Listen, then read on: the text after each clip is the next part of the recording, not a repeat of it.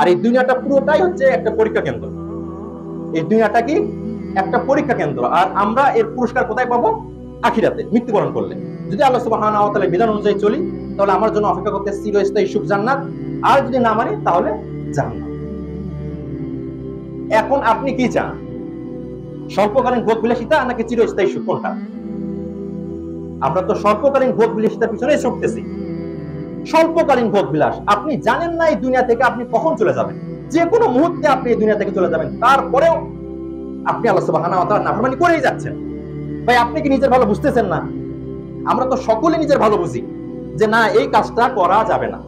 আর এই যে বললাম যে কিয়ামতের দিন যখন ফেরেশতারা অবাক হয়ে যাবে আপনাকে দেখে, যে তুমি আজকে জাহান্নামে কেন? তোমাকে কেউ কোনোদিন বলে নাই এগুলো সম্পর্কে? জান্নাত সম্পর্কে বলে নাই, জাহান্নাম সম্পর্কে বলে নাই? দুনিয়াতে থাকাকালীন আল্লাহ সুবহানাহু ওয়া তাআলার বিধানগুলো পরিপূর্ণভাবে মানতে হবে, এগুলো বলেনি কেউ কোনোদিন? তুমি জাহান্নামে কেন এসেছো বলো?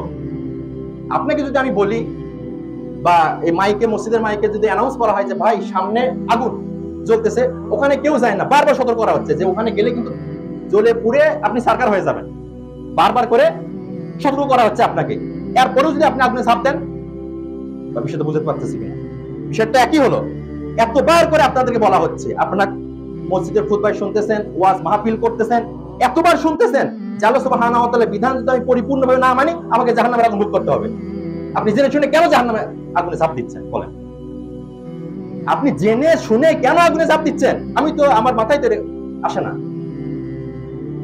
সামান্য কিছু ভোগ বিলাসিতার জন্য, ক্ষণস্থায়ী জীবনের জন্য আপনি আপনার চিরস্থায়ী সুখকে বরবাদ করতেছেন ভাই।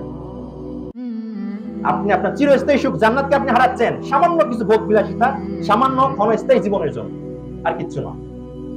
দুনিয়াটা কোনো কিছু নয় ভাই, গভীরভাবে উপলব্ধি করেন। দুনিয়াটা কোনো কিছু নয়, আপনাকে এই দুনিয়া থেকে যেতেই হবে। আপনার অর্থ সম্পদ, এই যে ক্ষমতার বাহাদুরি দেখাচ্ছেন, অর্থ সম্পদে বড়াই করতেছেন, কোনো কিছুই থাকবে না। এগুলো 4 পয়সার কোনো দাম নাই, কারণ সেখানে শুধুমাত্র যাবে আপনার কি?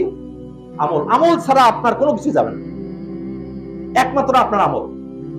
আমল ছাড়া আপনি কোনো কিছু নিয়ে যেতে পারবেন না।